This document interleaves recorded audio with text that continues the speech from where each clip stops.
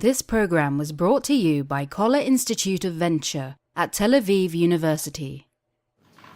Now, the first paper I'd like to share with you is called Technology Adoption, Bubbles, Network Externalities and Growth. This is a paper I just presented last week at the European Economic Association conference in Gothenburg. And the idea is to interconnect between the financial markets, the existence of bubbles, technology change, and what it does for long-term economic growth. I'll start with sharing some facts, and then I'll give a short description of the high-level view of the research. So the first one is stock market bubbles which are associated with a new technology are not uncommon. We've all lived through the technology bubble of 2000, the internet, and some people think, well, it was a freak, a peculiar happening. If you look at history, you'll see, and I'll share with you some examples, bubbles around technological change and innovation are quite a common phenomenon. The next piece in the information distribution is that stock market bubbles impact much more than the stock market. Okay? Most often when you look at a bubble in the stock market, you look at the price of shares, you talk about the damage that has been done to all those people that have lost the money. We talk about sometimes changes in legislation that came or enabled the bubble and maybe came after the bubble to try to correct the situation. But most often you don't look at the wider impact of a bubble, and we'll try to look at that. And another point of interest is that many stock market bubbles around technology change focused on networking industries. Okay, internet is one of them, but another is, for example, railway and trains, and network technology, and we'll see some examples from the UK of the mid-19th century where there was a big bubble around the shares of railway companies. These are some examples, by way of sharing information, of bubbles from the 18th century to today that were associated with technology change and new technology. So we see a cluster around the end of the 18th century around canals. Okay, canals is also a networking technology. We see a cluster around railroads in Britain and then France and the US. Also network technology. Obviously, there are others like mining and related industries. What is the tulip? Yeah. The tulip is before. I started, and the tulip, we can go into much detail about the tulip. There is something that has to do with technology there, but not for today. A common denominator here, in addition to the part of the networking, is a high degree of uncertainty, like you had in the gold mines that were far away, etc. I promised to tell you a bit about the bubble in the UK. So this is 19th century, mid of 19th century in England. This graph here is the share index of railways. Or railway companies or companies installing railways in the UK stock market. And you see that it was very significant. Now again, another artifact of bubbles is that they are very large and they create real investments. If you look at the right side of this graph, you'll see in percentage the proportion of assets invested via these companies in railway-related actions out of the national GDP in England. Now, this is 10%. So in the peak of the bubble, around 46, 47, okay, action, monetary action, investments, placing railways in the ground, was undertaken, and the expenditure was about 10% of the British GDP of the time. So this is a huge impact on the real economy. And many times people say, okay, the bubbles are mostly in the financial sector. Assets go up and assets go down. People made money and lost money. It's just a zero-sum game and the transfer. In many situations, this bubble directs investment to specific regions and specific areas of interest. Now, when these areas of interest are coupled with externalities and are coupled with we call it network externalities, you have a very strong impact. Network externalities are, for example, when the amount of people adopting a technology impacts the payoff or impacts how beneficial the technology would be for everyone else. Okay, a simple one would be like the fax system where a person with one fax system for himself can't do much with it, but you have many people, then they all create productivity from using this network for everyone. So that's an externality. Obviously, the internet is full of externalities, or one railway connecting to another is another example of externalities. Another interesting point to note is that Most of this money actually went into the ground in installing railways. This line with the triangles is the share index, and this blue line with the circles is a count of the amount of rails opened or inaugurated every year. So what we see is, first of all, a very strong impact, and we see an impact that happens after the bubble. So if you're looking at the bubble and you're here in 46, you say, all this money has gone into these failing companies and they haven't done anything with it. Well, if you look at this, you see that they have done a lot with it, and it has a very strong impact on the economy. For example, by 1850, you had 6,000 miles of track in operation in the UK, and that was about almost 7 times the track density of any other country in the world. So the bubble had a strong impact, way over what you look at the stock market, where people just, some made money, some lost money, and money was transferred from pocket to pocket. And the interesting thing about it is this huge accomplishment was all done through private investments. Okay? No government investments. You had to go to Parliament then to get an act to establish a company, because that was the law. But apart from that, all private.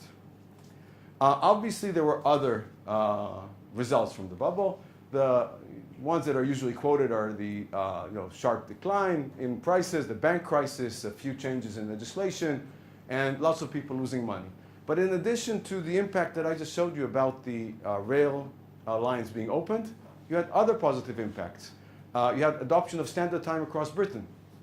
Until railways were deployed, certain areas in Britain were half an hour different in their time zone from other areas, as late as this 19th century, middle 19th century.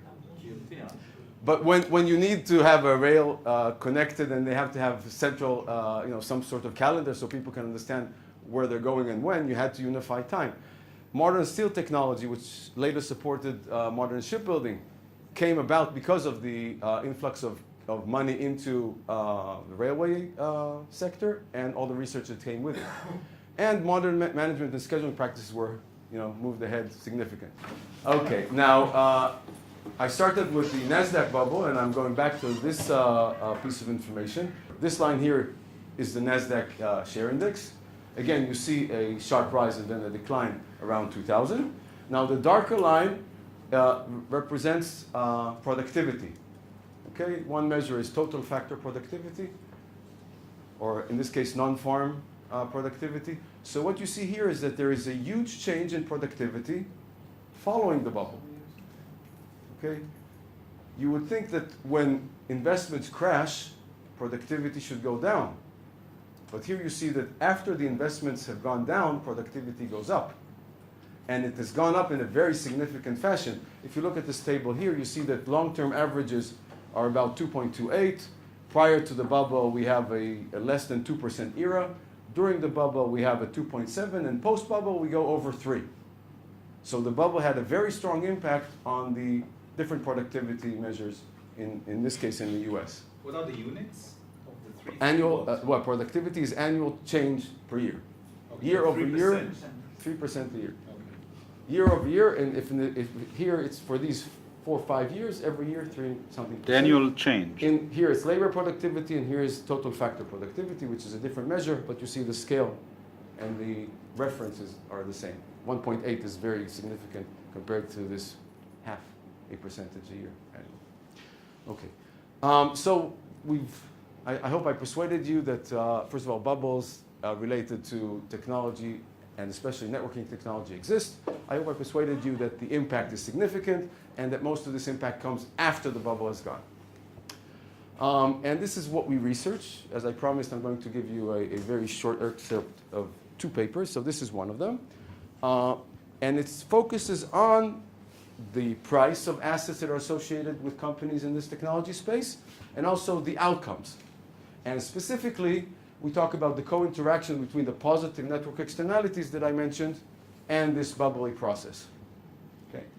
What we show is in the presence of networking technologies, the bubble is amplified, meaning that it's much larger, and it crashes with a bigger bang, both up and down. But also, the bubble itself may have a positive impact on the outcome. Okay? Because in network externality literature, and I think also if you apply common logic, when you have network externalities, by definition, market equilibria is suboptimal. Why is that? Because people cannot internalize the externality their decision exerts. So by definition, in all situations where there are externalities, both standard and network externalities, the market equilibria is suboptimal. And if you go back to the NASDAQ example, think of how many things had to be aligned for us to have what we have today in our pocket. Okay? We would have the users that would have to decide that they're buying the end user devices. We would have to have the developers deciding to develop the applications. The infrastructure companies would have to put the infrastructure in the ground. All this has to come together, and if it does, it's a big bang, but if it doesn't, you stay in a very low equilibrium. So I argue, and this research shows, that the bubble serves as a coordination mechanism that moves us to a higher equilibrium and facilitates huge leaps in productivity or in other positive aspects, as we've seen, like in the railway examples. So bubbles can have an important role. Now what we do is, in the paper, we compare a path that has full certainty, meaning I know exactly what's going to happen, which is sometimes considered good by economists, and because by definition uncertainty is bad.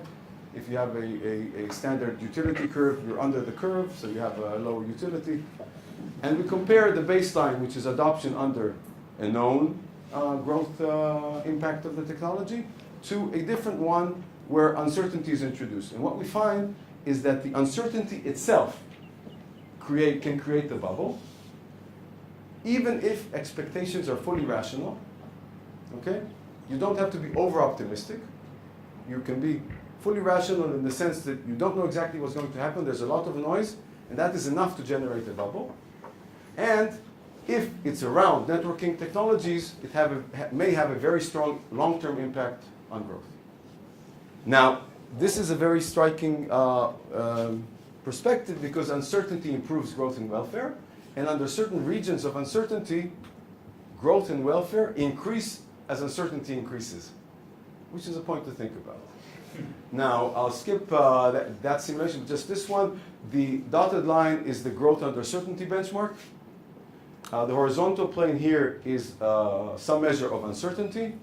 So you see that for this type of scenario where there are network externalities, of course, initially uncertainty just creates some marginal damage in this perspective, but there is a robust range of support, what we call, that provides a growth rate which is much higher than that which would have been achieved under full certainty. And this may have interesting policy implications, because any research into ventures also has a policy recommendation agenda. This may have interesting policy recommendations as to what you should do when you see such a thing. You're a policymaker sitting somewhere in Washington or Bernanke at the place, or someone in 1929 to make a change, and you want to curb this bubble or let it take a ride, at least partial ride. Now, if the bubble is about assets like real estate, most people would agree that most of the time its impact is mostly bad. But if the bubble incorporates technologies such as the ones that we've discussed, maybe having a laissez-faire approach, and letting the markets ride a little would improve everyone's position in the long end, and it's all mostly with private money. This program was brought to you by Coller Institute of Venture at Tel Aviv University.